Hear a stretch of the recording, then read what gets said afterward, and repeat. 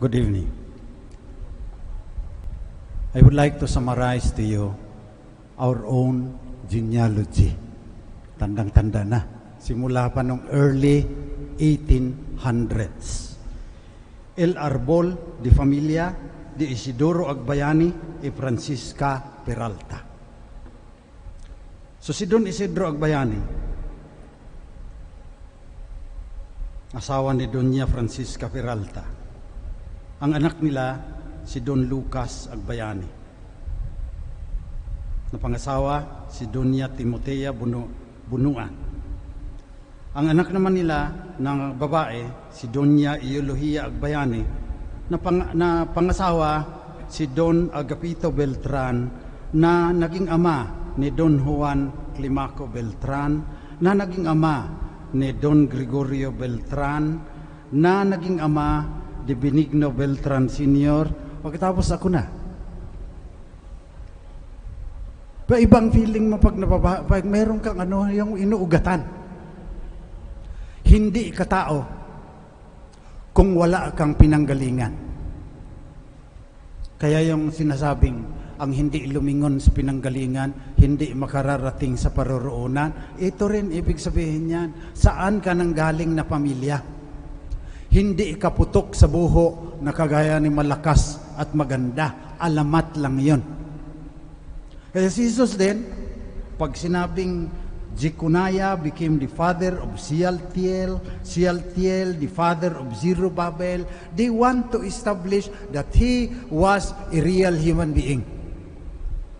Kasi nung sinulat ito, nagsimula na parang si Jesus, parang multo, na hindi nagutom, yung mukha, yung tingin mo lang tao siya, pero lampas-lampasan siguro yung kamay mo, paghahawakan mo siya. Spiritual talaga yun siya. Sabi ni San Mateo, hindi.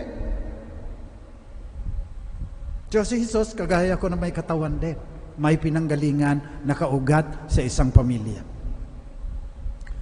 Ang ibig sabihin din yan, na bawat isa sa atin, pinaghandaan ng Panginoon. Hindi lang simula nung sinilang ka. Ang tagal na hinandaan ng Panginoon. Maging ganito ako ngayon, 1800s pa, mayroon na akong mga ninuno. So yung healing of the past, pag-isipan ninyo ngayong Pasko. Ang pangalawa, yung bawat tao natatangi kasi nakaugat nga siya. Yung kasaysayan niya natatangi. Ikaw lang may kasaysayan na ganyan. Sa buong mundo. Yung karanasan mo, iyo lang yan. Yung mga ninuno mo, sa iyo lang yan. So unique. Parang ako, kasama pa ako rito eh. Nakalagay brainy. Bakit yan? Kasi tatay ko kinulong sa Port Santiago ng mga Hapon, dinala sa Kapas, Tarlac, ilang buwan doon, malapit na kamuntik ng mamatay. Tapos nagbangka daw sila, ilang araw, ang tagal nakauwi siya sa Mindanao kasi yung lolo ko lumipat doon eh. Galing sa Rat, Ilocos Norte. Si Don Gregorio Beltran. Pagkatapos, yung tatay ko nagkamalarya. Nagandahan siya doon sa nurse. Si Concepcion, yung nanay ko yun.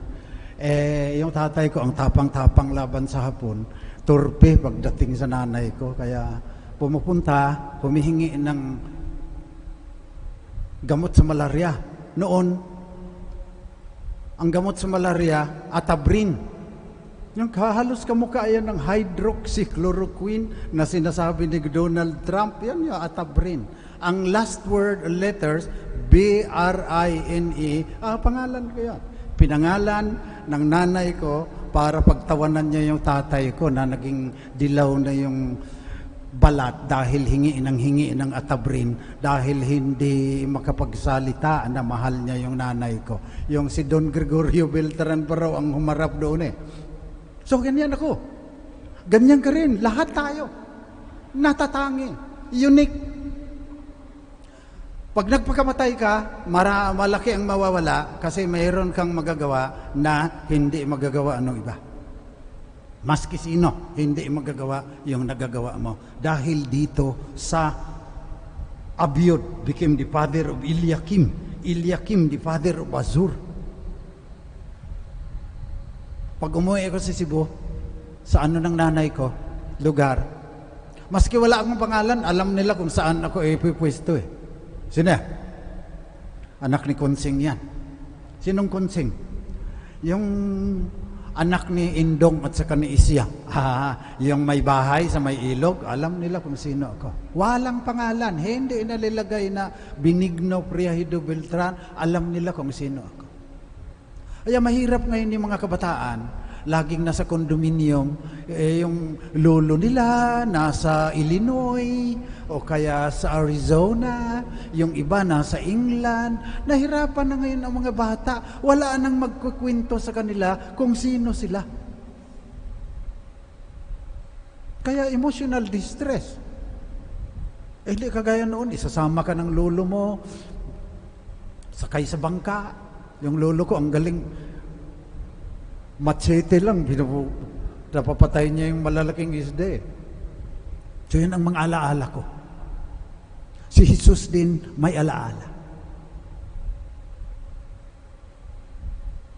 Yung kaniyang mga kamag-anakan, doon din lumubog, doon umugat si Jesus.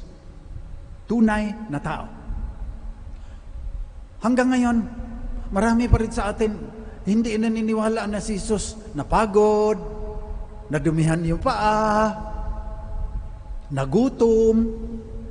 Nag-survey ako para sa doctorate ko doon sa Rome. Maraming mga Katoliko, kasi sa kanila Diyos na Diyos, Jesus. Yung mga iglesia ni Kristo, yung tao lang si Jesus. Ang problema ng mga Katoliko, minsan hindi na tunay na tao So una, sa pagbasa ngayon, ang daming mga pangalan na ang hirap bigkasin. Ang ibig sabihin yan, na si Jesus, tunay na tao. Pangalawa, si Jesus din natatangi. Yung pangatlo lang, yan ang wala na tayo. So si Jesus, kagaya natin, He became like us in everything except sin. So kung nahirapan ka sa buhay mo, naranasan na ni Jesus yan. Kaya mahalaga, alaalahanin na yung bata na isinilang, yan hinihintay natin, wala pa Papako sa krus yan. Siya lang naparito para mamatay. Yun ang kanyang tadhana. Kaya, para mapaliwanag, na yung kamatayan niya mapanligtas, iba ang kaniyang genealogy. Ang nakalagay dito, the book of the genealogy of Jesus Christ, the son of David, son of Abraham. Mahalaga kay San Mateo, sa kaniyang simula pa lang, first sentence, andyan kaagad si Abraham, andyan kaagad si David. Kasi ang mga propesiya, ang Mesiyas, mula kay Abraham, mula kay Haring David. Kaya, he took pains. Pinaghirapan niya talaga na ipakita na itong Jesus, the Christ, of her, Joseph, the husband of Mary, of her was born Jesus, who is called the Christ. Siya lang yung nag-iisa. Kahit pareho tayong tao, kahit pareho tayong unique, pareho tayong may kanya-kanyang kasaysayan, si Jesus lang nag-iisa. Son of David, Mesiyas. So ngayong Pasko, pasalamatan natin ang Diyos na hinanda niya tayo. 1800 baka, 1700 pa, kung saan pa nanggaling yung mga ninuno ko nung unang panahon. Hinanda ng Diyos. Kaya ganyan ka ngayon. Yung mga Amerikano, minsan hindi na nakaugat sa masyado sa pamilya eh. Kaya tingnan mo, ang gulo-gulo rin nila. Tayo magulo rin, pero alam natin kung sino tayo. Umuwi tayo sa Gumaka, Quezon, dahil andun yung ating mga pinsan pag wala ng COVID. Kaya itong vaccine, pinagdadasal ng mga Pilipino yan para magkita sila uli dahil yung pamilya napakahalaga. Nakaugat ka rin. Kaya yung mga Amerikano na magsasabing, I am the master of my faith. I am the captain of my soul. Individualistic. Hindi maintindihan ng Pilipino yan. Yung mga Amerikano, na mabibilang sa daliri nila yung kanilang mga kamag-anak. Bilangin mo yung kamag-anak mo. Ilang daan yan. Kasi natitrace pa ng ibang mga kamag-anak ko, oy, 5th cousin tayo sa Pilipinas. Yeah. Eh sa Amerika halos yung kapatid mo hindi mo na makikilala dahil lilipat na kaagad yan. So, Christ also reveals to us what it means to be human. To be rooted in a community, to have ancestors, to have a history. We are born in a particular space, in a particular place, and at a particular time in history. That's why we are unique. And that's why, sabi ng mga santo, because of your uniqueness, kung ikaw lang mag-isa dito sa planetang ito, Christ will still come to save you. Pagkatapos, si Luke, walang mga babae. Parang Jew na Jew yung kanyang pag-trace. Dito may 4 na babae. Si Tamar, yung sinabing, Judah became the father of Perez and Zerah, whose mother was Tamar. Tamar, asawa yan ng anak ni Judah. Kaya, apo din niya yung kaniyang si Perez at saka si Zerah. Nagpanggap na prostitute si Tamar. Kasi kung wala siyang anak, walang mag-aalaga sa kanya. Si Ruth. Si Ruth naman, nanay ni Obed kay Boaz, was a Moabite. Kalaban na mortal ng mga Hudyo.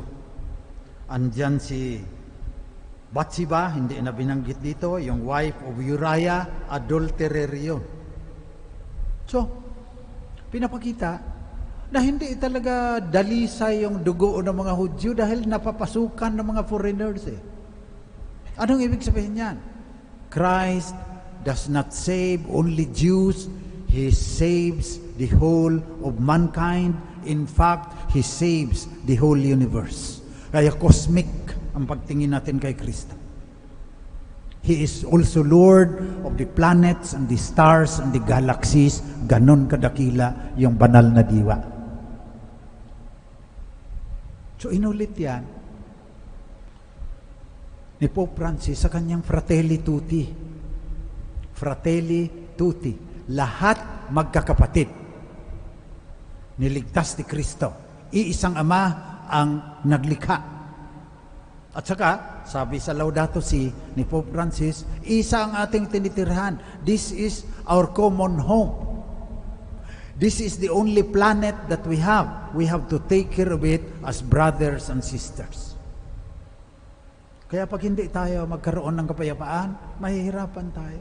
Sabi ni Martin Luther King, we have to live together as brothers and sisters or we will perish together as fools. So as we celebrate Christmas, we celebrate the universality of the salvation that Christ has come to bring. Kaya kahit may COVID, pas-COVID pa rin tayo dito sa shrine of Jesus, the Divine Word. He's more powerful than any virus on earth.